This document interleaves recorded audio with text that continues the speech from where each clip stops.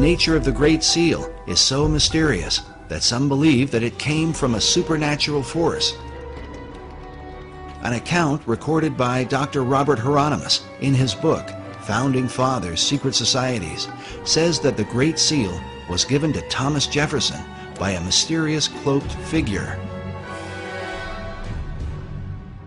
The account reads that Jefferson told a strange story.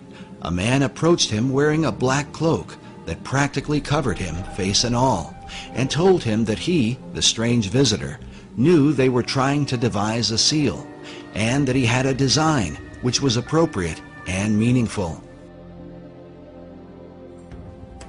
Jefferson, of course, looked at it, according to this story, and said, "This is it. This is it." He knew it was it, and it was right. So he supposedly came running back into whatever, whether it was a tent or whatever it was, and he showed it to other individuals, and he told them about, they met this person outside. Of course, they went outside to go to find the guy, and he's gone. So supposedly we'll never find out who designed the Great Seal of the United States. While Dr. Hieronymus admits that he is skeptical about such stories, there are others who claim to believe them to this day. Perhaps it has something to do with John Adams, who was on the first seal committee with Thomas Jefferson. According to the written account, John Adams was there when this bizarre event took place. Oddly enough, the Adams Memorial in Washington, D.C. is adorned with this mysterious cloaked figure. Perhaps it's just a coincidence. The American $1 bill is full of magical symbolism. Many people know about the magical significance of the design of the Great Seal of the United States, yet they only know half the truth. We have been told that the seal of the United States is merely a coat of arms, or what is called a layman in magic. It is true that the Great Seal is a layman or coat of arms that represents uniting the original 13 colonies into one country. Yet it is more than just a layman. The coat of arms is only half the story, albeit the only story you know. Let's look at the major magical symbolism found on the $1 bill. Looking at the obverse or front side of the $1 bill, our eyes land directly on the image of George Washington, and we are immediately reminded of his Masonic heritage. George is framed by the Greek letter omega. The omega on the $1 bill is a direct reference to God. Omega is the end of an old way of life for the start of a new, better way. On the square on the Treasury Department seal, there are 13 pentagram stars. The most frequently used symbolic reference found on the $1 bill is to the number 13. Through the Hebrew system of gematria, letters are broken down into numbers. The words love and unity both equate to the number 13. Found on the reverse or back side of the $1 bill is a wealth of highly significant magical symbolism used in Western Kabbalistic ceremonial magic. On the center of the bill is the only English phrase used on the reverse side. It reads, "In God we trust." "In God we trust" came from a hymn or invocation to the American people by Aleister Crowley.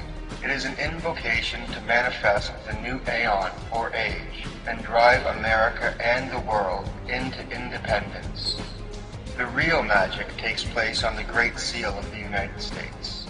On the obverse side of the Great Seal, there are 13 stars above the eagle's head, 13 stripes in the shield, 13 leaves on the olive branch, 13 arrows in the eagle's talon, and then 13 letters in the phrase E pluribus unum, which makes for 2 points on either side of the eagle's head, for the 6 points total of the hexagram. Furthermore, the 13 pentagram stars are united into one hexagram star, symbolizing unity of man or woman with the universe, the unity of the macrocosm and the microcosm. As above, so below. As below, so above. A pentagram represents the microcosm, which is related to a human. A hexagram represents the universe. When a hexagram is superimposed over the pyramid, the letters A, S, M, O, and N are connected. Looking at the reverse of the seal, we are again bombarded with 13. There are 13 letters in the phrase Annuit Coeptis, and 1, 2, 3, 4, 5, 6, 7, 8, 9, 10, 11, 12, 13 steps in the pyramid. The truncated pyramid with a capstone floating above is also a symbolic merging of the microcosm and the macrocosm. The base of the pyramid represents the microcosm, or human, and the eye in the capstone represents the macrocosm, or universe. The same eye is found on statues of Buddha as his third eye.